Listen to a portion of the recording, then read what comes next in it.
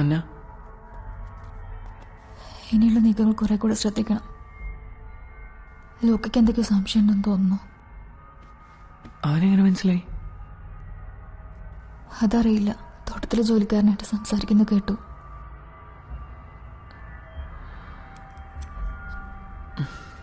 ഞാൻ പുറത്തിറങ്ങാൻ നോക്കേണ്ടത് ലോക്കയുടെ ഉത്തരവാദിത്തമാണ്. അതുകൊണ്ട് തന്നെ എന്തെങ്കിലും പുറത്തു പറയണമെങ്കിൽ അവന് അത്രയും ഉറപ്പുണ്ടാവണം. എന്തായാലും ഇനിയുള്ള പ്ലാനുകളിൽ കൂടുതൽ കരുതൽ വേണം. എന്താണ് അയാൾക്ക് സംശയം തോന്നാനുള്ള കാരണം എന്നറിയണം. തുടക്കത്തിൽ സംശയത്തിന് നിഴലുണ്ടാവുന്നത് നല്ലതല്ല. ഞാൻ ശ്രമിക്കാം. അന്നിപ്പോൾ പോയിക്കോളൂ.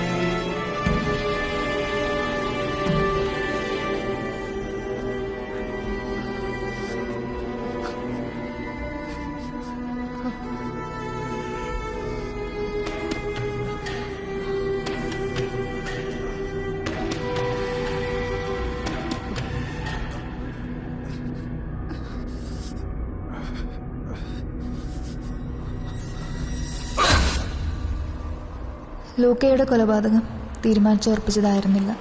അതിൻ്റെ എല്ലാ പ്രശ്നങ്ങളും ആ മരണത്തിൽ മുളച്ചു നിന്നിരുന്നു. തുടർച്ചയായ 2 മരണങ്ങൾ.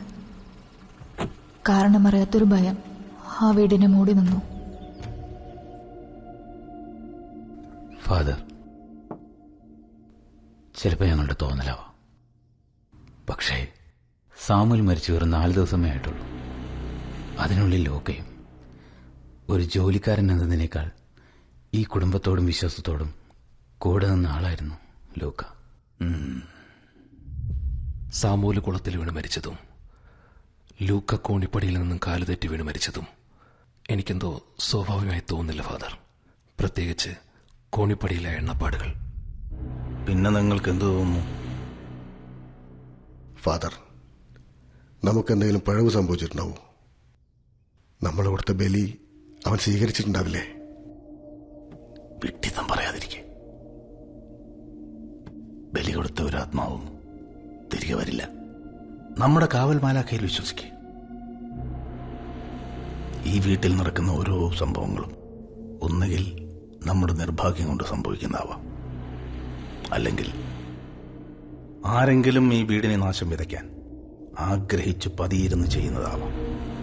ആര്? ജൂഡുമായി സംസാരിക്കാറുണ്ടോ? ഉണ്ട്, പക്ഷെ ഒന്നും തലേ കയറുന്നില്ല. ശരിയാക്കാം. സമയമെടുക്കും. അതുവരെ അയാൾക്ക് നമ്മളോട് പകയുണ്ടാവാം. അതിരിക്കട്ടെ, അയാൾ മുറിയിൽ സുരക്ഷിതനാണോ? അതെ ഫാദർ, അവന്റെ മുറി എപ്പോഴും പുറത്തുനിന്ന് പൂട്ടിയിരിക്കുകയാണ്. ലൂക്കയാണ് ആ കാര്യങ്ങളൊക്കെ ശ്രദ്ധിച്ചിരുന്നത്. ആരെങ്കിലും പുറത്തുനിന്ന് തുറക്കാതെ അവനൊന്നും ചെയ്യാൻ കഴിയില്ല. ഈ വീട്ടിൽ വേറെ ആരൊക്കെയാ പുറത്തുനിന്നുള്ളത്? ഇവിടെ അടുക്കളയിലെ കാര്യങ്ങൾ നോക്കാൻ ഒരു സ്ത്രീ ഉണ്ട്. അവര് വൈകുന്നേരം പോവും. പിന്നെയുള്ളത് അപ്പനെ നോക്കാൻ വന്ന ഹോം നേഴ്സാ.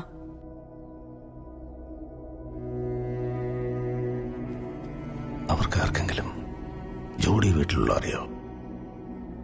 സാധ്യതയില്ല. ആരും അങ്ങനെ മുകളിലോട്ട് പോകാറില്ല. ഈ വീടിന് പുറത്തുള്ള ഒരാളും കുറച്ചു ദിവസത്തേക്ക് ഇവിടെ ഉണ്ടാവാൻ പാടില്ല. ഉടനെ ഒരു പ്രാർത്ഥനയ്ക്കുള്ള സമയം കുറിക്കണം. ആ വീട് മുഴുവൻ ജാഗ്രത കാണിച്ചു തുടങ്ങിയെന്ന് എനിക്ക് മനസ്സിലായി. പതുങ്ങിയിരിക്കുന്ന മരണത്തിന്റെ മണം ഫാദർ ഗബ്രിയേൽ തിരിച്ചറിഞ്ഞിട്ടുണ്ടാവും.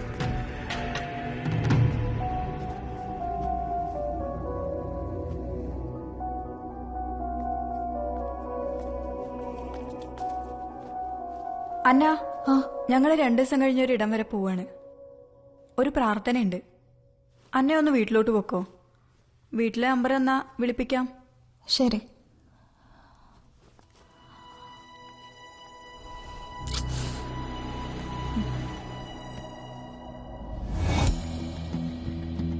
കയ്യിലിനി 2 രാത്രികൾ മാത്രമേ ബാക്കിയുണ്ടായിരുന്നുള്ളൂ. ഓരോരുത്തർക്കായി കാത്തിരിക്കാൻ പിന്നെ സമയമുണ്ടായിരുന്നില്ല. ഒരിക്കൽ കൂടി ജൂഡുമായി സംസാരിക്കുന്നത് പോലും അപകടമായേക്കാം. അതുകൊണ്ട് ഇനിയുള്ള ഏത് നീക്കവും ഒരു കലാശപ്പോരിനുള്ളതായിരിക്കണം.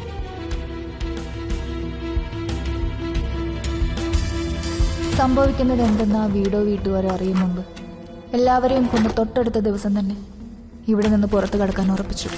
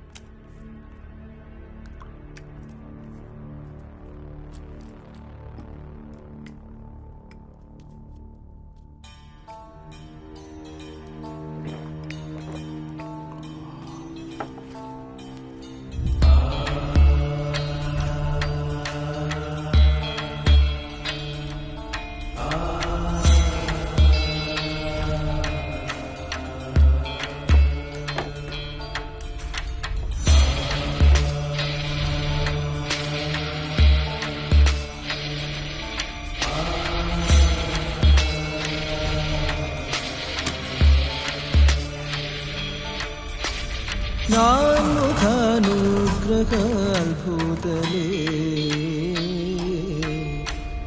ദേവമർത്യാന്തകൻ ദാരികൻ വാഴ്കയിൽ രുദ്രക്രോധാഗ്നിയ സർവസംഹാരത കാളീ രൂപമായി ദേവാസുര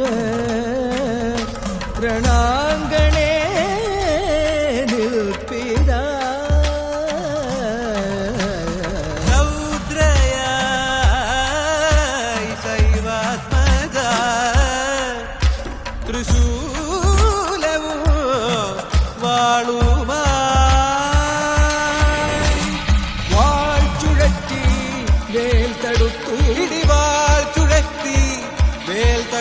ശതകോടിയസ്ത്രം പെയ്തു വിണ്ണിൽ ശതകോടിയസ്ത്രം പെയ്തു വിണ്ണിൽ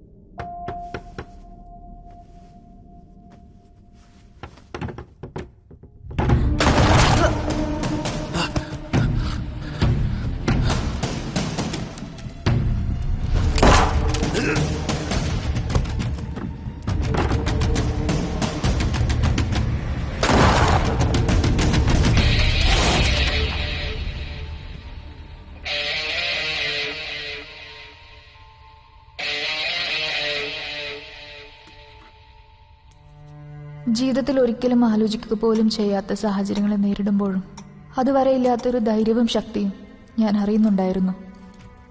എല്ലാം പ്ലാൻ പ്രകാരം നടന്നാൽ എൻ്റെ ജെസ്സിയെ ഒരു ദയയുമില്ലാതെ കൊന്നവരാരും നാളെ സൂര്യോദയം കാണില്ല എന്ന സന്തോഷം, അത് മതിയായിരുന്നു എന്തിനും.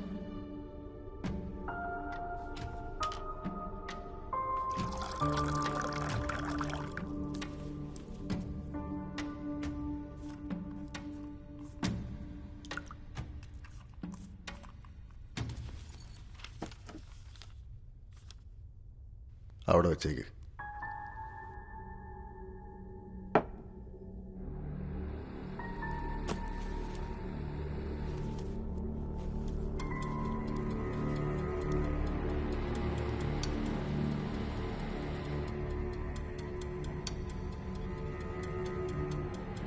പക്ഷേ പഴുതുകളില്ലാത്ത പ്ലാനായിരുന്നു ഞങ്ങളുടേതെന്നത് വെറും തെറ്റിദ്ധാരണയായിരുന്നു.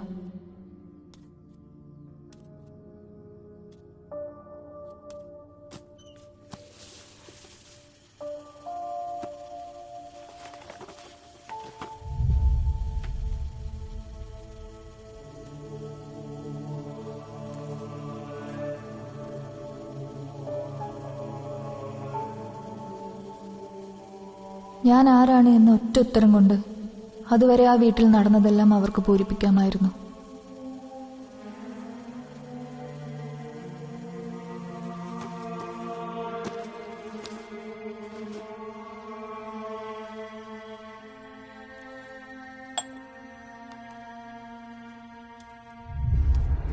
നടപ്പിലാക്കാനുള്ള പദ്ധതികളെല്ലാം തുടക്കത്തിൽ ദയനീയമായി തകർന്നതറിയാതെ ഞാൻ അടുത്ത പടി കൂടെ കടന്നു.